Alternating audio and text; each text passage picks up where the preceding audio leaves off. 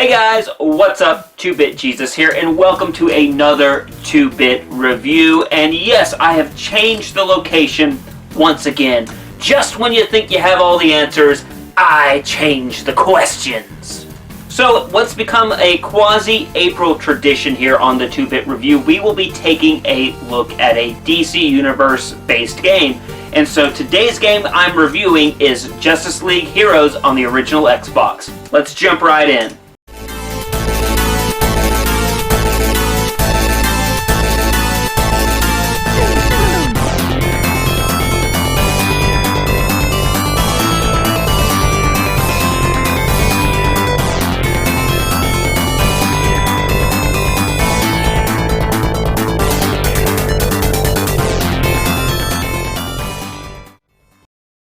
Justice League Heroes is a beat-em-up dungeon crawler RPG hybrid developed by Snowblind Studios and published by WB Games. Square Enix handled the distribution in Europe. It was released in the twilight of the 6th generation of consoles for the Xbox and PS2 in the fall of 2006. Interesting little opinion from me here is that Snowblind had made their mark with the Baldur's Gate Dark Alliance games during this era. DC and WB Games most definitely saw the success of Activision and Raven's X-Men Legends series and wanted to get in on that market. Unfortunately for JL Heroes though, they ran right up against the much-beloved Marvel Alliance game and was overshadowed by that.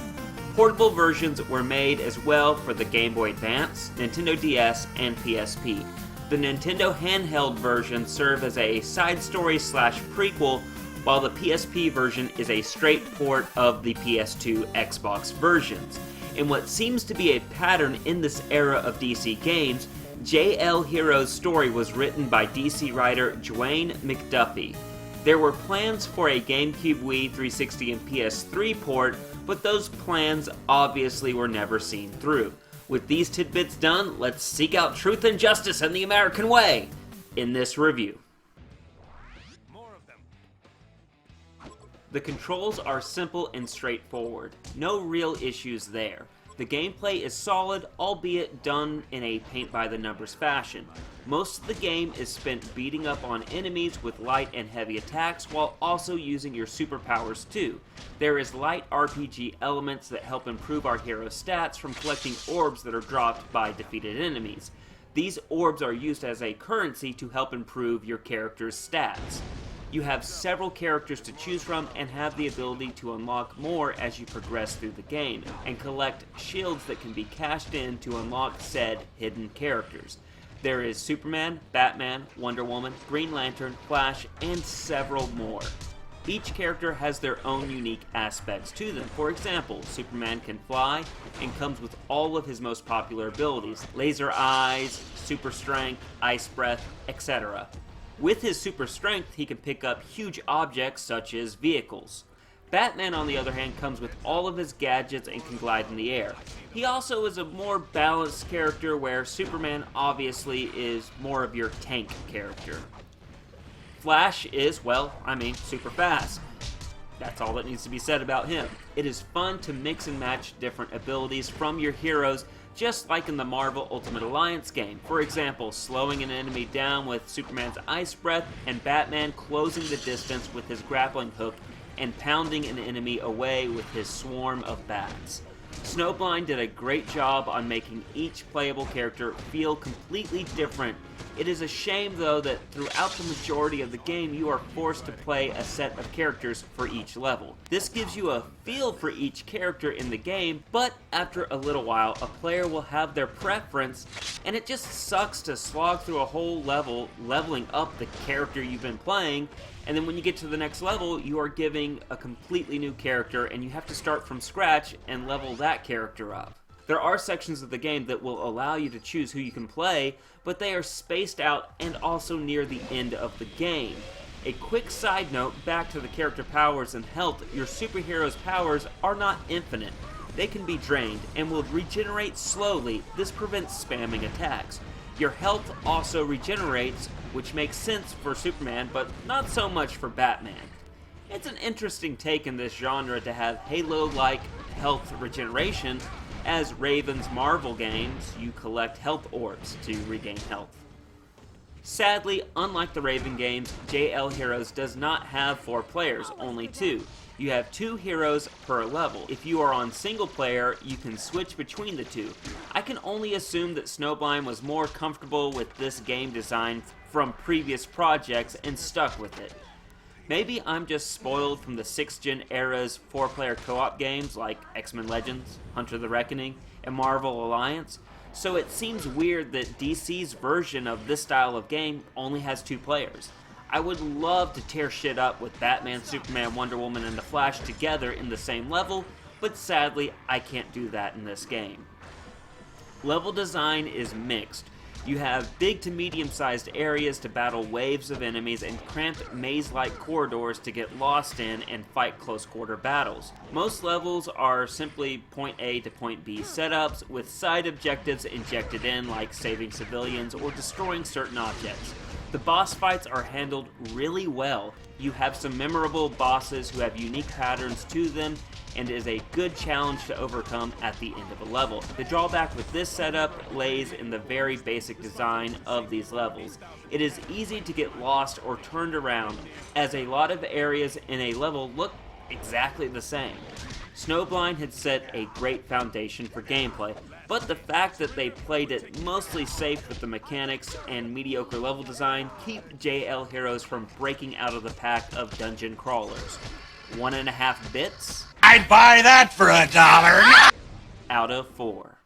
How are we doing? Funny you should ask. Communication grid restored. I should be able to pinpoint the missile launch. Sound effects are solid. Punches, kicks, and powers all have an impactful auditory experience to them. The soundtracks are solid and fit well with each section of the game. The voice acting is so-so. They could have brought over the voice actors from the JL cartoon, but for some reason they opted for other voice actors. My main man, Ron Perlman, is back, but I'll be honest with you guys, I thought he was the worst out of this cast. He makes Batman seem disinterested in anything that's going on in this story. He just phoned in this performance, in my opinion. The rest of the cast doesn't do that much better either, but at least they are trying and just come across as your basic schlocky voice work from that era of video games. Sound gets 2 bits. I'd buy that for $1! Out of 4. I've accessed the security footage, Another Brainiac robot. but that one got away with the goods. He didn't take much. Just whatever was in these 2. The visuals are great in this game. The cutscenes and in-game graphics are very comparable. Even in the 6th generation of gaming, you would get games where the cutscenes looked amazing and the in-game graphics looked like shit, and nothing like the cutscenes that were in the game. Not so in JL Heroes. My one minute complaint would be that the visual presentation looks sterile. I get they were going for the colorful comic book look, but hell, even war-torn Metropolis looks surprisingly clean and uniform aside from a crater here or there.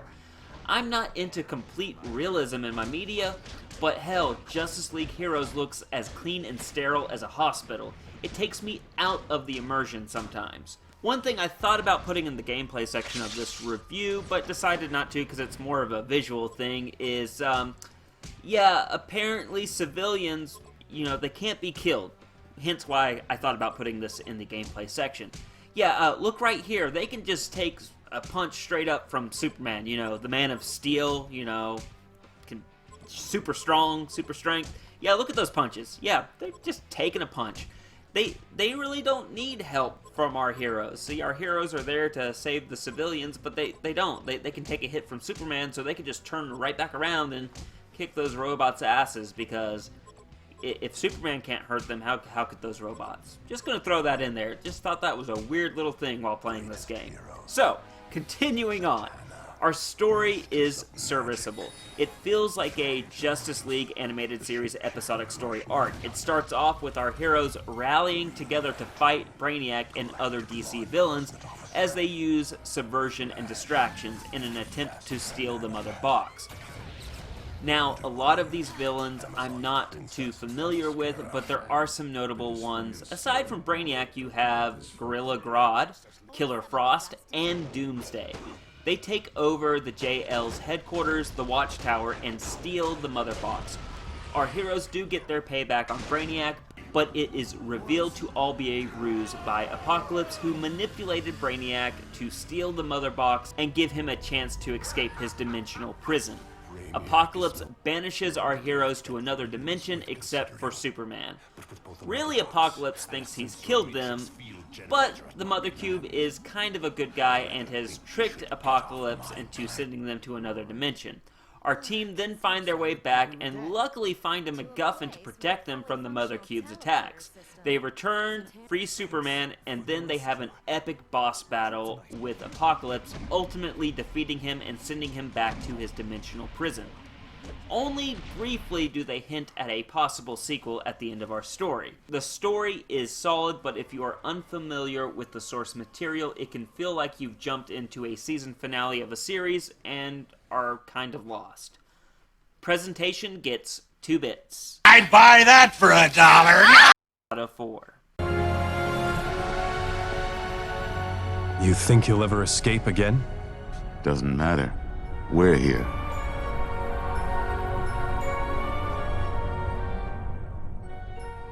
Justice League Heroes could have been something really great. In fact, this game lays out a very solid base, a solid foundation for what could possibly be a great series, but unfortunately there's just not a whole lot here for me to full-heartedly endorse this game. Also, if you take a look in the past, they were going up against Marvel Ultimate Alliance, which is, pardon the pun here, the ultimate dungeon-crawling superhero game. They went up against that, so it was over before it even got started. But it is sad because if Snowblind Studios had been able to grow this franchise and really flesh out the ideas that they had for it, we could have been looking at one of the all-time great series with the Justice League Heroes.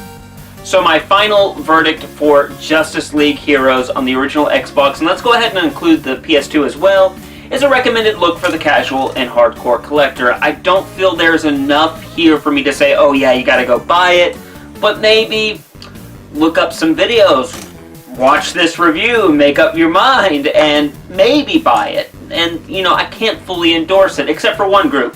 You hardcore DC guys and gals and non-binaries out there, you'd probably love this. Anything DC, it's here. You guys would love it.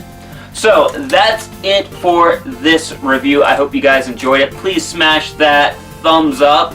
Please hit that subscribe button if you haven't already. And check out more of our content.